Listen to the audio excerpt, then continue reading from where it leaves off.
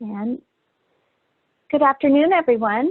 We want to welcome you to Las Vegas Market programming for our Summer 2020 Market, which starts this Sunday and runs through next Thursday, so August 30th through September 1st. We welcome you to join us online and also in person. Many of our showrooms are open, and you can find a list of all of our open showrooms on our website. Today's presentation is with Lisa Kahn, founder and creator of Finding Sanctuary and lead designer and CEO of Lisa Kahn Designs. She will be discussing reimagining our relationship with work. And so Lisa, I'll let you take it away. Great, thank you so much. I'm just so glad to be here today. Hello, everybody. So in thinking about the amazing opportunity that we have right now to reimagine our own relationships with work, you know, I just feel like we are in the most remarkable moment. I'm sure a lot of you can agree. You know, when the pandemic hit and really started to come online back at the end of February, beginning of March, and I really started to see what was happening, I don't know about all of you, but I just felt absolutely stunned. And it really hit me that I had no idea what was happening. And I think that part of the reason that it hit me so hard is because I was moving so fast at that particular time. You know, I live and work in Naples, Florida, which is a blessing beyond blessings. But, you know, that is the midst of our high season. So it's a very busy time of year. We have a lot of projects this year. And we had just bought and renovated and moved into a new design studio in January, which was super exciting. We had just had a 20th anniversary party to celebrate our 20th year, which was also exciting. And I had gone to Paris with Crave to see Maison Objet. And I had other travel that was coming up as well, kind of looking down the rest of our season. So there were 1,000 things happening. And then the pandemic hit and everything came to an absolute screeching halt. And I had this notion of almost like running into a brick wall and just bouncing off of it and laying on the ground and just being like, oh my gosh, what just happened? And I wonder if any of you had an experience like that. It just really, really hit me hard. And I found myself asking all kinds of questions at that point, like, you know, what does this mean for my family? And what does this mean for my business? Can my business survive? Can I survive? You know, if I catch this virus, you know, can my body withstand that? And what does that look like? So there were just so many questions in my mind. And I really, you know, I've been taking classes the last couple of years to get a master's degree. And somebody in one of my classes shared a post by a wonderful French philosopher, a modern day philosopher, whose name is Bruno Latour. Brilliant man. And he wrote this post asking some very provocative questions. And he suggested that because of this rather remarkable time that we were in, we all take a few minutes and ask ourselves these pertinent questions. And the ones that really stuck with me were, what do I want to take with me to the other side of this situation? Because truly, eventually it will end. And what do I want to leave behind? And, you know, those questions, I think because I had been hit so hard by the news of the pandemic and the worry and the uncertainty of it, I think that is why those questions seemed so just unbelievable and really stopped me in my tracks. So I have a morning writing practice, and I get up every day and write 3 pages longhand. Thank you, Julia Cameron. And I found myself writing about those things when I was writing in the morning. And sorry, we're having a little feedback here with my husband. Could we maybe turn that off? Thank you. So as I was writing about these things, what I realized is that in looking at what I did want to take with me and what I wanted to leave behind, I was really re-examining my relationship with work. And it really was re-examining my relationship with my whole life, more or less. And I was looking at how my work serves my life. And that's such an interesting way to look at our work, because really that is what it's supposed to do. Our life is supposed to not serve our work. Our work is supposed to serve our life. So I realized that I had been running after more, you know, that elusive word more jobs, more money, more followers, more travel, more experiences. And with all of that more, I wondered, when is that enough? And so much questioning, so much thinking, so much querying into my own heart, into my own mind, and into my own experience. And so that morning writing practice of mine turned into something that I was doing all the time. And I actually left my notebook open on my desk, and I was writing every time I walked past my desk at home, because there were so many things that were swirling around in my mind. And I found myself looking at other things. I was wondering, you know, do we really need a physical office?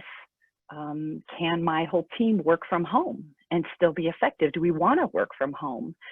And even bigger things like, how tiny can I shrink my life and still have enough of everything that I want and need?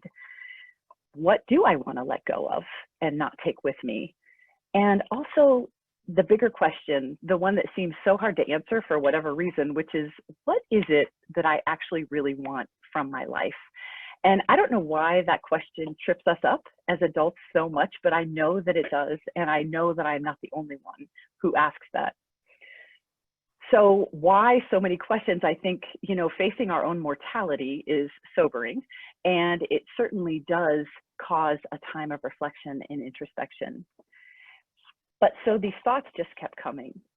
And as I was considering all those questions, I was also considering so many other like universal downloads that were just coming to me during that time. And I wanted to share a few of those with you. One of them is that truly at the end of the day, we really are all just walking each other home. And, you know, I love that so much because it reminds me of the humanity of everyone around me. And I'm talking about my clients, my staff, even the people in the grocery store. You know, I remember my first trip to the grocery store after the pandemic hit, when no one wanted to go and you weren't sure if you should go and everyone's wearing masks and it felt like I was in outer space. You know, I got to the grocery store, I walked in, I had my mask on, and there was a little old lady there who was just kind of frozen with her shopping cart. And I just looked at her and I realized she was absolutely terrified to push that cart into the store, most likely. And I just stopped and I looked at her. And I smiled at her with my eyes, because no one can tell if we're smiling with our masks on. And I just asked her if she was okay. And, you know, she kind of snapped her out of her thing, and she looked at me back and she just said, "Thank you, honey." Such a beautiful moment, because I saw her humanity. And I think that in this time of amazing like disconnection and weirdness, seeing each other's humanity is such an important part of what we do. And as designers and manufacturers, we need to be able to connect with people. Relationships are everything. So that is really what came to me from that particular thought. Beyond that, I also took a class in something called eco-psychology. I don't know if you've heard that term before. Really fascinating. And it's all about, one of the things that they talked about in my class was re-enchanting our relationship with the natural world. And as I was considering that, loving that whole concept, I felt, what if we can re-enchant our relationship with our built environments? What might that look like? And what an interesting opportunity for us in the home furnishings industry. And, you know, as designers and builders and manufacturers and architects, you know, how might we be able to plug into that and help people re-enchant their relationship with the environments that they're suddenly now thrust into spending so much time? I have to tell you, this next one, I borrowed this. I actually just flat out stole it from my husband. It was so good. And it is the concept of beginning every interaction with the person in front of you, no matter who they are, thinking, "You are so precious to me." And, you know, he came back after coming to the office for one of the first days after the pandemic hit. And he said to me that there were so few cars on the road, there was no one out. And he just felt so appreciative of the people that were. And he thought, what a change that would make if I just started all of my interactions in my mind thinking, You are so precious to me. I loved it, and I have been trying it myself, and I will tell you that it changes the tenor of every interaction that I have, every phone call, every client meeting, every rep interaction, all the interactions with my family, my staff, my team, just all of it. And it has been such a beautiful way to re-look at the energy and the intention we bring to our interactions with other people. Another thing that occurred to me was how considered self-care, really intentional self-care, can help us build personal resilience. And you know, resilience is interesting because it's like a muscle, right? When you really feed it with intentional self-care, you tone that muscle and you become very strong and you become able to handle all the things that life throws at you. And you know, we certainly can't control what life throws at us, but we can absolutely control our response. And it is in that responding where the magic can be for us, because we can be from a place of resilience. We can meet even the toughest challenges with equanimity, with some measure of harmony and balance and peace. And I think that is a beautiful place to be acting out of, rather than fear and anxiety and stress and anger and frustration. Another thing is, I was considering that question of what I wanted to let go of. Some of the things that were my answers were a little surprising to me. You know, I decided I really want to let go of resenting my team and my staff at the office, because sometimes I did. And I wanted to let go of some of the grudges that I had been holding, embarrassingly, without even totally being fully aware of it. I wanted to let go of working too fast all the time and rushing around too much. I wanted to let go of just meaningless busyness all the time. Like, I just made an absolutely huge list of that. And it was a really wonderful and kind of purifying exercise to look at all of those things that I really wanted to let go. But the one that hit me the hardest was actually expectations. Doesn't it seem like the expectations that we have of ourselves, of our families, of our lives, our businesses, whatever it might be, they just really trip us up, because they have us entering situations with a preconceived notion of what they should be and how they should turn out. And it really closes us off from recognizing the magic that is there. We're not always able to see and experience and really appreciate what actually is. So that expectation one is something that I have really written about and thought about a lot. So during this time of taking a deeper look, really carefully considering what it is that I want and how I might re-examine my relationship with my work and my life in general, you know, something kind of funny occurred to me. I read an article by Charles Eisenstein. I don't know if any of you are familiar with him. He is an absolutely brilliant writer, and he wrote a piece called The Coronation, and it's all about the pandemic. And I appreciated it so much because one of the things that he pointed out in there is that, you know what, we're actually all going to die at some point. And that might sound funny, it might sound glib, but I don't mean it like that at all. You know, as we face these kind of crazy times and we look in the face of our own mortality, you know, we really are going to die at some point. And I think we forget. I think we take a lot of things for granted, and I think we just muscle on through our life feeling 10 feet tall and bulletproof and unstoppable, and we forget all of the beauty and the sacredness of life and the fragility of it at times. So I have so appreciated, if nothing else, from the pandemic, the opportunity to pause and to remember that and to think about that. So as I continued this look inward and at myself, I realized that my relationship with work was frankly out of balance. And it really was in that rushing around, I think, that the true imbalance started. Just too much of everything. And immediately, everything that was travel oriented was canceled. So all of a sudden, I had been planning on going to High Point Market in April, and I had a trip to Mexico City in May, and I had been planning to go see my mother, and all of these things that were on my schedule suddenly cleared up. And frankly, I felt a little relieved Not that I couldn't go see my mom or see all the new products at High Point, but rather that suddenly I had these pockets of time in my schedule that were unplanned, unscheduled, unstructured.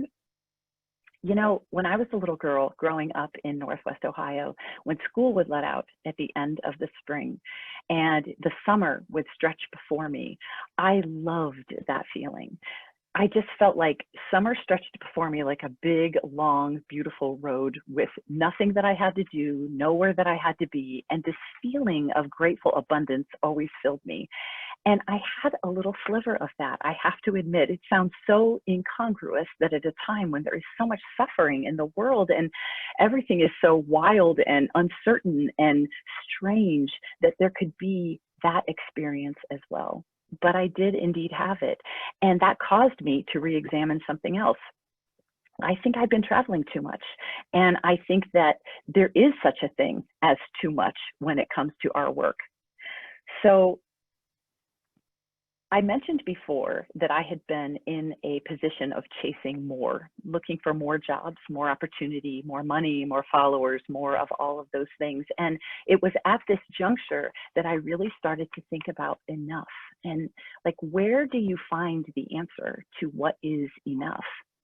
And I have to say that if any of you have the answer to that, I hope you'll share it with me, because I am continuing to explore that. And I haven't really figured it out, but I'm seeking.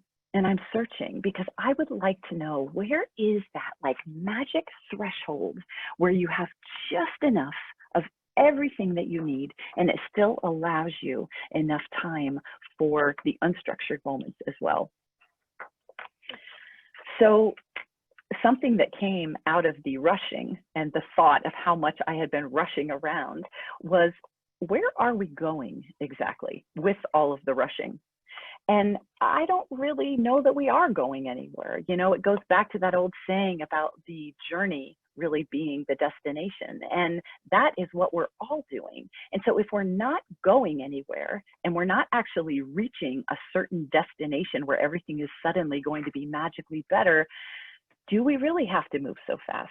Do we really have to take on the extra jobs that just tipped us right over the edge with our productivity for the year and stressed our staff out and pushed us to that nth degree? Do we really have to do that? And I don't actually think we do. You know, it's funny, I had somebody the other day that I really love and respect say to me, Lisa, you need to look at your 10-year goals and you need to do them in the next 6 months. The time is now. You need to get on it, press the pedal to the floor and go, go, go. And you know, it's funny because I got off the call and I thought, why? Do I have to? And the answer is no. You can if you want to, but you definitely don't have to. So, you know, I think that what has happened for me, at least, has been a getting back to the basics. And as I've gotten back to the basics, I've been doing things like planting vegetables, pruning my fruit trees, cooking a lot more. I'm sure that you all have your own version of what that is, but you know, getting back to the basics actually feels kind of good. And I have been doing that in my work as well.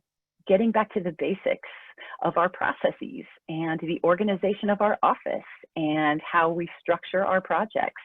And it has been so inspiring to look at all of those things with this fresh lens. You know, when you go to the eye doctor and they put that little thing over and it has those little adjustable things and they keep adjusting and adjusting and adjusting.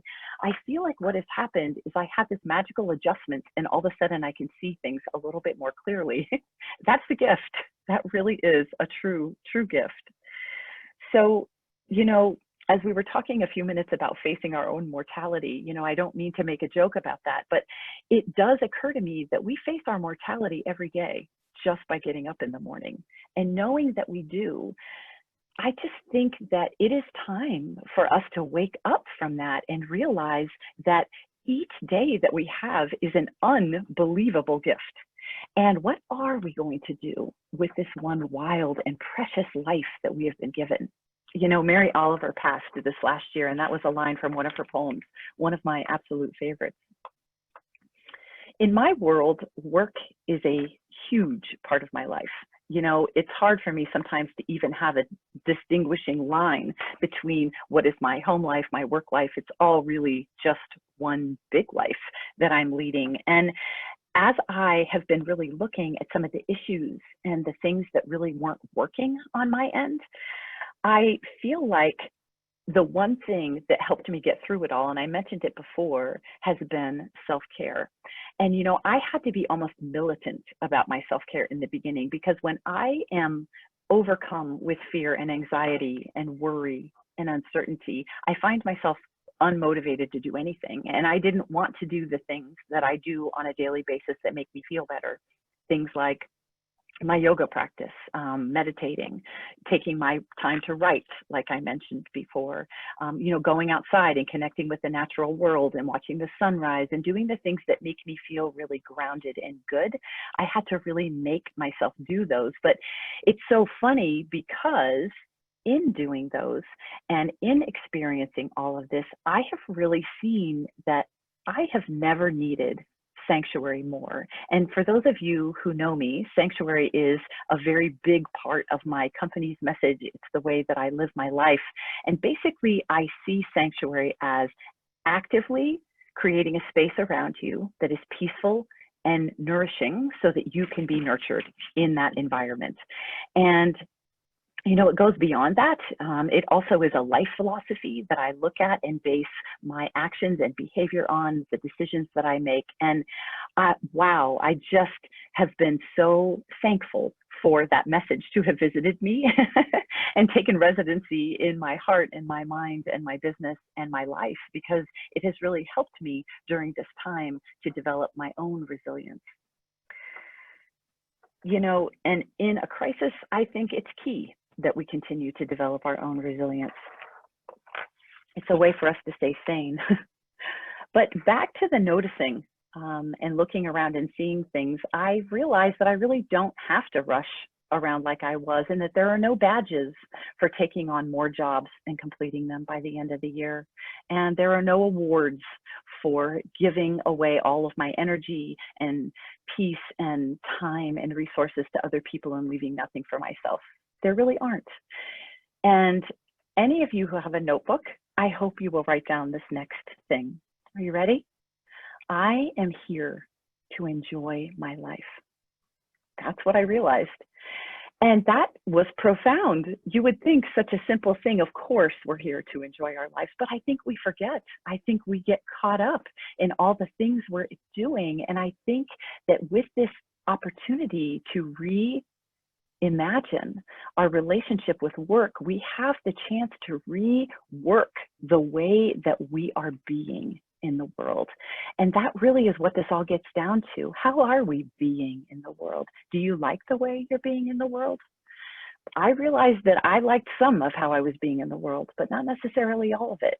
So it's such a great time to be able to look at that and change. So beyond that, you know, I've been thinking about the things, all the airports that I've spent so much time in, all the hotels, all the jobs on the road, all of the travel that's gone along with it. And that is not something that I'm going to take with me in the quantity that I had it before. So a big shift for me. But you know, it isn't just me who has been reimagining my relationship with work. I have been seeing it all around me, and I wanted to share a couple of really wonderful examples that I have been seeing. So the first one is, I have a friend who is a creator of the most beautiful jewelry you can imagine. Her name is Heather Wells, and her company is called Love 13, and she makes these beautiful bracelets out of crystals and stones, and she really believes that these have healing power. And I have to say, I agree with her from my own firsthand experience. But Heather's business was based on traveling and going to shows, having trunk shows, and she was tied into the Wine, Women, and Shoes organization, and she was a provider for them. And so anywhere they had an event, she would fly there and set up a table, and she would sell her beautiful jewelry.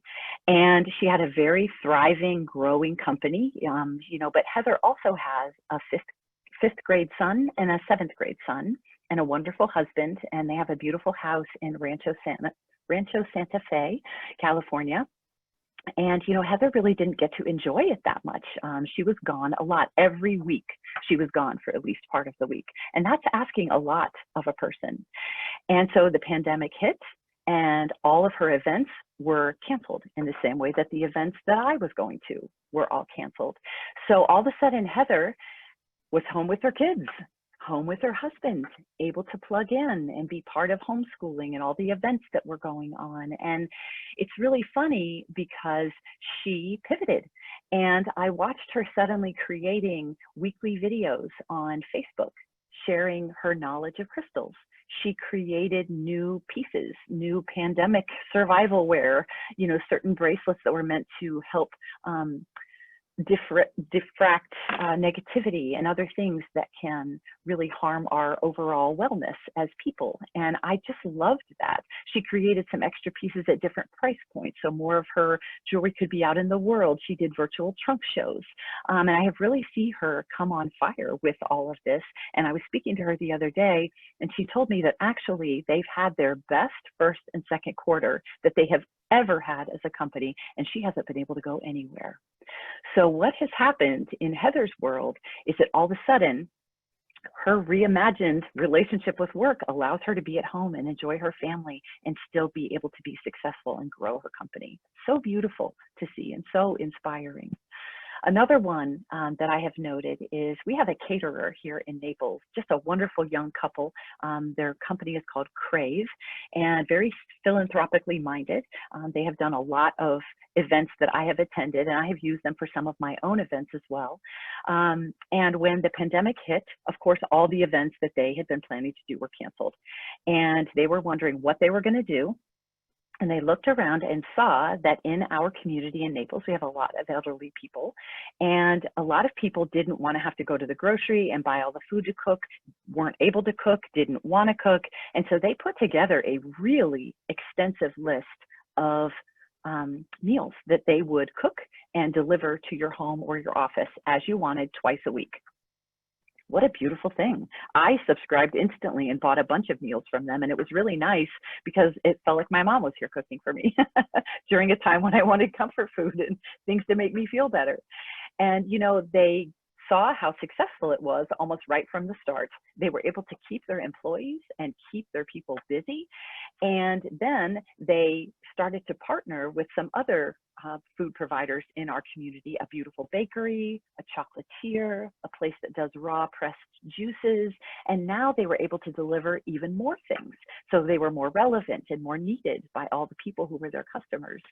And as time went on and cleaning supplies got really scarce, they started something even more clever called Crave Pantry. And they found access through some of the commercial suppliers to toilet paper, paper towels, rubber gloves, masks, bleach, you know, all the stuff that nobody could get even through Amazon.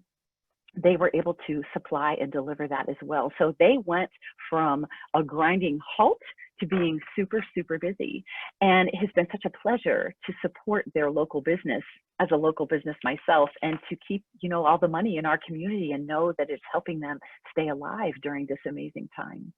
So another couple who had to re-examine their relationship with work. And the last one that I want to share with you is one of our local nonprofits. It's called Star Ability, and it is an organization that provides resources and programs for adults with disabilities, mostly emotional and intellectual disabilities, and for people who have aged out of the high school system, like what happens next. And I happen to be the president of their board of directors, so I really have had a front row seat at seeing how our organization has responded. And we have a day program and a bunch of participants who come every day. We have a lot of young instructors that, you know, provide job training, computer training, they go bowling, they volunteer in the community, they just do all sorts of things. And they decided to bring our programs online. kind of like what they did with the schools. And they were doing Zoom sessions of exercise classes and book club and garden club and cooking lessons and life skill prep and so many different things. And the participants were so happy being on there and seeing their friends that they actually now, once a month, they have something called, I think it's called Star Club, and they do it on Zoom because everyone in this organization loves to dance, and they have a dance party for an hour, and all the participants get all dressed up and they show up to their computers. They hear the music, everybody's dancing in their own living room, and it's just the cutest thing that you could ever imagine. And beyond that, Starability has now created this beautiful library of all of these videos, instructional videos, inspirational videos, and they're packaging them and going to offer them as a subscription to people in other parts of the country. So, you know, what started out as something that was just like, oh my gosh, now what are we going to do? They really looked at how they could rework that approach and do something that would be very relevant for all of their members and keep all of their people employed. So again, just another way that I am seeing businesses and people out there really leading the way and being super inspiring with this. So beyond that, I really am hoping that as a result of this conversation that we're having today, you'll ask some questions of your own. What about you? What questions have you been asking yourself through this whole experience? And if you haven't taken a lot of time, you have that opportunity even still. And I really want to encourage you to take a few minutes and to think about some of these things for yourself, and reach out to a mentor or a coach or a friend or your spouse or somebody that you can talk through some of these big issues with, because that can make a lot of difference. And you can also write about them for yourself, however that might look. I just think that that internal exploration is so important. You know, self-knowledge just makes everything in our life better and richer. So I thought maybe before I went any further, I would share with you a few of my findings from my own questions and exploration.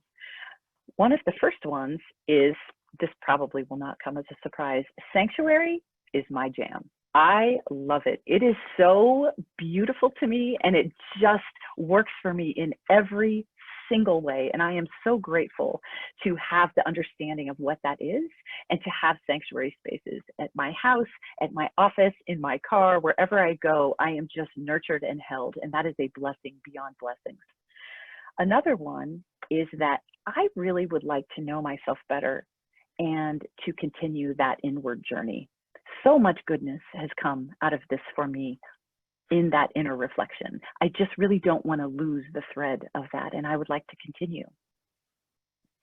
I don't want that fast pace that I was going at so much anymore. I really would like to explore more the concept of slow living. I don't know if I'll ever really be truly slow because I have a lot of ideas and only so much time to do them all, but I really would like to slow down a little bit so that I can enjoy things a little bit more like I have been in these last few months. And I would like to continue to make time for the things that are important to me. And I hope you'll notice that I said make time and not take time, because it's never really there. I have to make time for it. So on the weekends, I love to watercolor. That has been something that I have been really nurturing in myself, is the understanding of how to do that. And I've been taking some lessons online on how to do it. And I was finding that each weekend I would spend all of my prime time hours doing all my house things, changing the beds and rushing around and cleaning and, you know, doing the errands and cooking and all the things I need to do to move my life forward. And then I would wait until all those things were done to paint in the afternoon. And probably will not come as a big surprise to you to hear that then I was too tired to paint and my creativity was kind of at a low ebb. So I want to make myself a t-shirt that says paint first, because when I take the primetime hours to rather do the things that really nurture me and that I want to do, that's where the beauty is.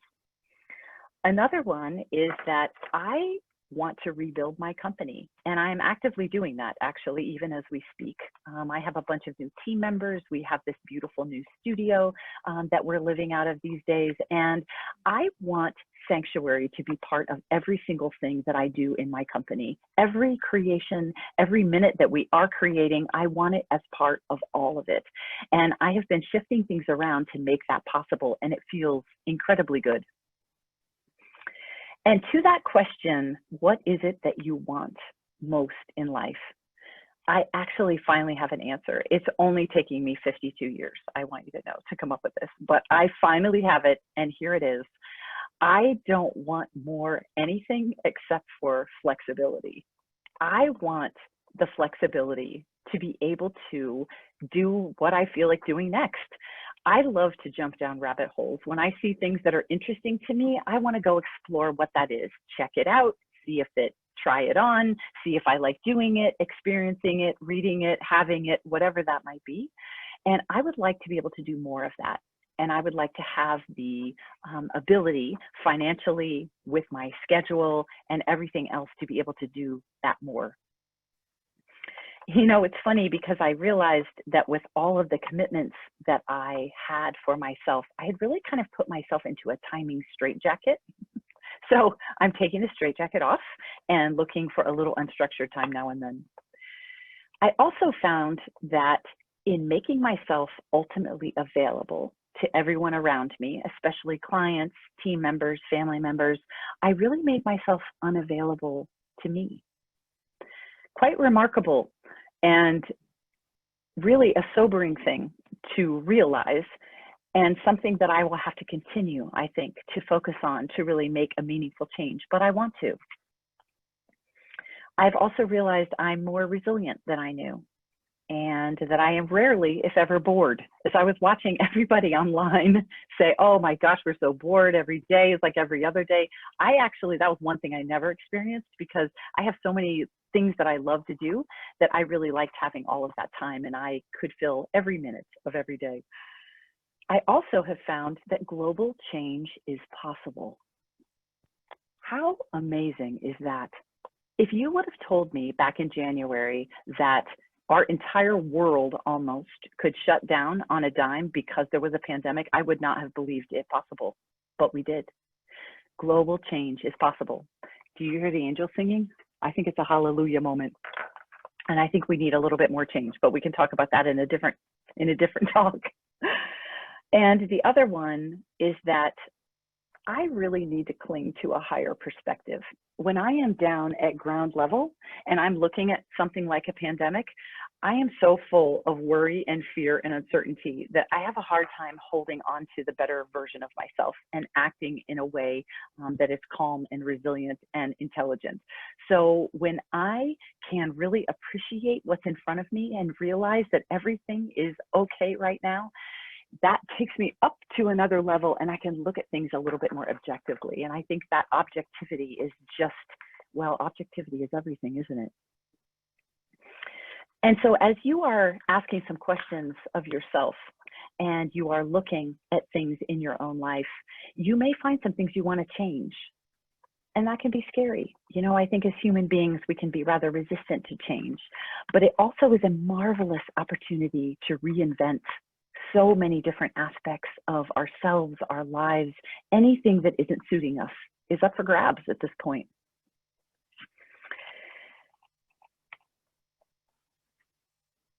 You know, it's very funny, and I was just taking a little look at some of my notes as I was watching everybody getting ready to go work from home, right? As we went into lockdown and so many people had to pack up things at their office and take them home. What really struck me as funny was how excited people were at the thought of working from home. And I was looking at why that was. Is it the unstructured nature that you don't necessarily even have to put on pants, that people can just see the top half of you on your computer screen?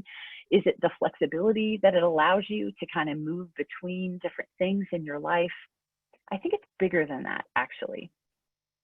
I think it's that we feel like we can be more ourselves when we're home, our true selves, the selves that we are when no one is looking. And that's kind of an interesting realization, isn't it? So, because when we're at work, really almost always someone is looking. But if when we're at home, we can really show up more fully as ourselves, and I did experience some of that as well, how might we be able to bring that more to our work?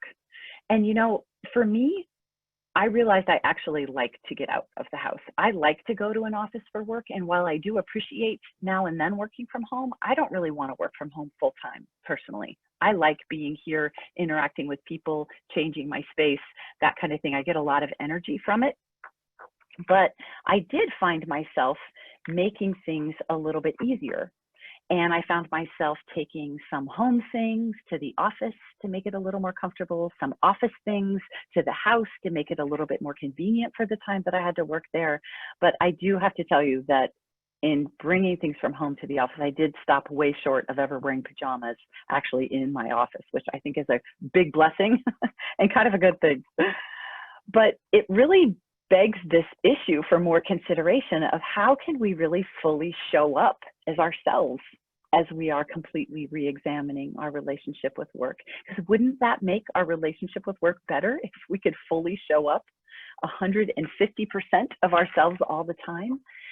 Yeah, it absolutely would. And so I've been kind of exploring that as well. And in that, I decided maybe I needed to go back to some of my core values. I don't know if you've ever done a core value exercise. It's very fun to sit down and think. And there are even lists of values online that you can peruse and see which ones pop out at you. But I took my values list and I pared it down to 6.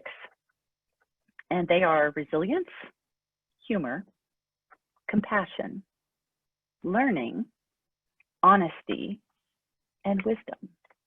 And so I wrote those on a card and I have them taped to my computer, both at the house and at the office. And I'm thinking about those things all the time. I believe in leading from our values, and I really am finding that the little reminder of that is helping me show up fully no matter where I am. And that line between home and work and home continues to get a little blurrier, which is kind of nice. So in conclusion, I want to tell you that back in January, I took a little time and I picked a word for the year, keeping in mind this is pre-pandemic. And somehow I picked the word courage, which in retrospect, I don't know how I knew I was going to need courage for this year, but apparently I did.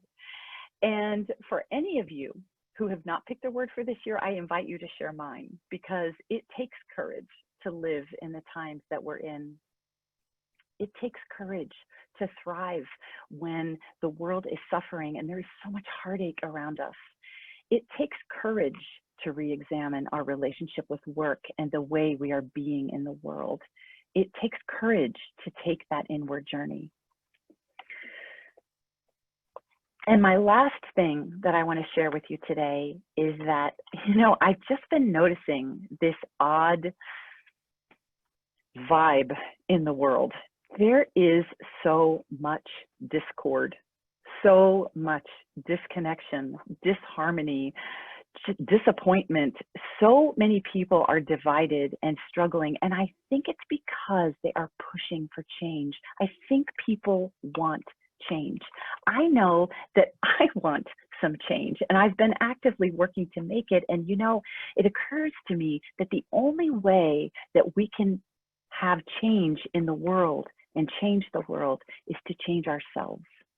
And it brings me back to that beautiful statement that I love so much that I actually framed it and put it in the kitchen at the office. And that is, be the change that you want to see in the world.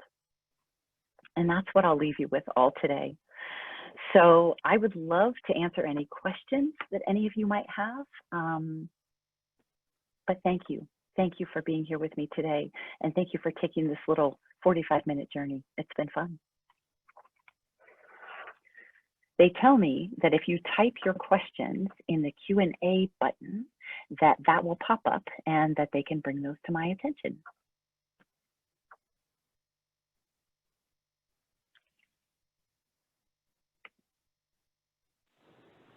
I'm going to put on my glasses Lisa? so I can read. Yes. We just want to thank you again for your time and wisdom that you've shared with us today. It's been a wonderful presentation and discussion. And that's really what I think everyone is expressing right now. For those who have tuned in, we want to thank you and let you know that this is CEU approved. It's accredited, so I'll be sending out that information later in the week. And we thank you again. If you've missed any part of the presentation, you can revisit our website where we'll have the link to our YouTube page and also our previous webinars page. You can find it from our front homepage there. And thank you again. Have a wonderful afternoon. Thanks so much. Okay.